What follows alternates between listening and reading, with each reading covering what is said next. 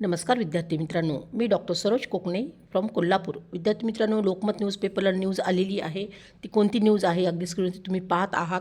MBBS BDSची college स्तरावरील प्रवेश फेरी यंदापासून रद्द. ही खूप न्यूज महत्त्वाची आहे विद्यार्थी मित्रांनो, शेवटपर्यंत पहा म्हणजे तुम्हाला लक्षात येईल अगदी त्या न्यूजमध्ये त्यांनी कोणते पॉईंट्स मांडलेले आहेत.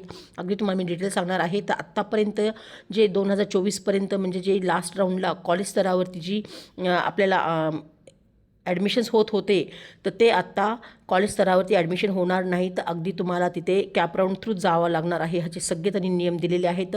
ते अगदी तुम्हाला मी थोडक्यात सांगणार आहे. तुम्ही स्क्रीनवरती पाहू शकता. तर सर्व प्रवेश यंदापासून कॅपमधूनच होणार आहेत, म्हणजेच कॅप राऊंडमधूनच होणार आहेत. त्याची लोकमत न्यूजपेपरला न्यूज आलेली आहे काल. तर आम्ही तुम्हाला इथे प्रत्येक स्टेपवरती ही न्यूज वाचून दाखवते. तर खाजगी वैद्यकीय कॉलेजांकडून संस्थात्मक स्तरावर प्रवेश फेऱ्या राबवून करण्यात येणाऱ्या मनमानीला यंदापासून आळा बसणार आहे, असं ह्या न्यूजमध्ये सांगण्यात आलेलं आहे. कॉलेज स्तरावर राबविण्यात येणारी प्रवेश फेरी रद्द केली असून आता यंदापासून राज्य सामायिक प्रवेश प्रक्रिया कक्षांद्वारे MBBS आणि डेंटल अभ्यासक्रमाच्या पदवीच्या प्रथम वर्षाच्या सर्व प्रवेश फेऱ्या केंद्रीय प्रवेश प्रक्रियेतून घेतल्या जाणार आहेत. म्हणजे तुम्हाला थोडक्यात सांगायचं झालं तर आत्तापर्यंत जे लास्ट राऊंडला जे कॉलेज स्तरावरती आत्तापर्यंत प्रवेश होत होते, म्हणजे अगदी खूप साऱ्या विद्यार्थ्यांना कमी मार्क असतानासुद्धा त्या ठिकाणी तुम्हाला प्रायव्हेट कॉलेजमध्ये फी भरून तिथे ॲडमिशन होत होते. पण आता यावर्षीपासून हा पूर्णपणे नवीन नियम निघालेला आहे. अगदी तोच मी नियम तुम्हाला सांगत आहे की यावर्षी अगदी शेवटच्या राऊंडला जो स्टे वॅकन्सीचा सुद्धा जो शेवटचा राऊंड असतो त्या ठिकाणी सुद्धा तुम्हाला कॅप राऊंड थ्रूच तिथे ॲडमिशन्स होणार आहेत, की जेणेकरून खूप सारे असे कॉलेजेस आहेत की त्या ठिकाणी मनमानी म्हणजे तिथे त्यांनी जास्त अमाऊंट घेऊन विद्यार्थ्यांना कमी मार्कावरती तिथे ॲडमिशन्स होत होते. पण आता त्या गोष्टीला आळा बसणार आहे असं हे पूर्णपणे न्यूज सांगण्यात आलेलं आहे.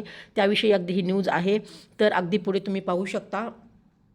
तसेच प्रवेशाच्या शेवटच्या फेरीत जागा मिळूनही प्रवेश न घेणाऱ्या आणि जागा अडविणाऱ्या विद्यार्थ्यांना पुढील 2 वर्ष प्रवेशाला बंदी घातली जाणार आहे.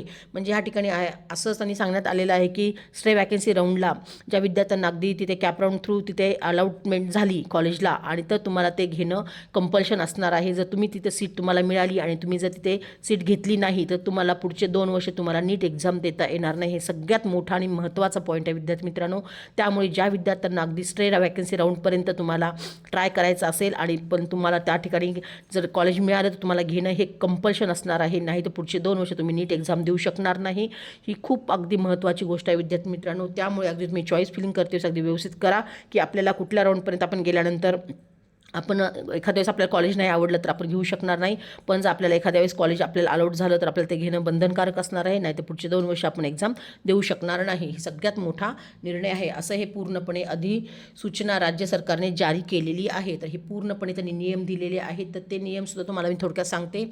शेवटच्या फेरीत मनमानी असंही त्यांनी त्याचे दिलेलं आहे की खाजगी वैद्यकीय कॉलेजेस प्रवेशांवेळी विद्यार्थ्यांची अडवणूक केल्याच्या तक्रारी दरवर्षी येत होत्या. तर ज्या विद्यार्थ्यांना गुणवत्ता यादीत येऊनही प्रवेश नाकारतात, शेवटच्या फेरीत मनमानी शुल्क आकारतात, शेवटच्या क्षणी जागांचे वाटप करतात, असे आरोप विद्यार्थ्यांकडून केले जात होते.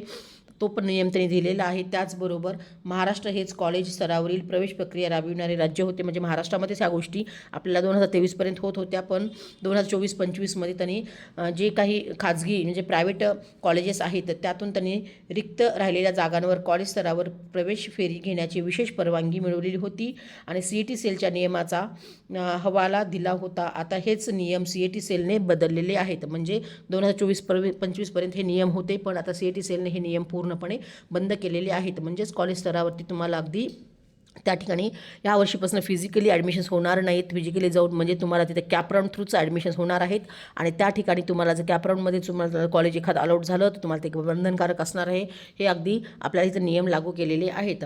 आणि त्याचबरोबर आणखीन एक महत्त्वाची गोष्ट आहे ती फिजिक्स केमिस्ट्रीसह बायोटेक्नॉलॉजीचा ही चालेल. म्हणजे ज्या विद्यार्थ्यांना फिजिक्स केमिस्ट्री बायोलॉजी होती ते विद्यार्थीच नीटची एक्झाम बरोबर त्याचबरोबर मेडिकल फील्डमध्ये ॲडमिशन्स घेत होते. पण आता फिजिक्स केमिस्ट्रीबरोबर बायोटेक्नॉलॉजी ज्या विद्यार्थ्यांचा सब्जेक्ट आहे त्याही विद्यार्थ्यांना अगदी नीटमध्ये म्हणजेच आपल्याला तिथे ॲडमिशनसाठी तिथे आपल्याला लागू होणार आहे. तर विद्यार्थ्यांना त्या ठिकाणी बायोटेक्नॉलॉजीच्या विद्यार्थ्यांनासुद्धा नीटमध्ये करिअर करता येणार आहे असंही त्यांनी त्या ठिकाणी सांगण्यात आलेलं आहे. तर ही पूर्णपणे शिक्षण क्षेत्रातून स्वागत केलेलं आहे विद्यार्थी मित्रांनो. तर ही खूप महत्त्वाची न्यूज आहे. तर जे विद्यार्थी किंवा पालक हा व्हिडिओ पाहत असतील तर अगदी गरजू विद्यार्थ्यांपर्यंत हा व्हिडिओ सेंड करा की त्यांना पण ह्याचे पूर्णपणे नियम माहीत होतील. खूप सारे विद्यार्थी लास्ट राऊंडला कॉलेज मिळालं तर सोडत होते, पण ह्या वर्षीपासून तो नियम नियम खूप कडक करण्यात आलेला आहे. तर ज्या विद्यार्थ्यांना लास्ट राऊंडला जर ॲडमिशन मिळालं तर घेणं बंधनकारक आहे, नाही तर पुढचे 2 वर्ष नीट एक्झाम देऊ शकणार नाही.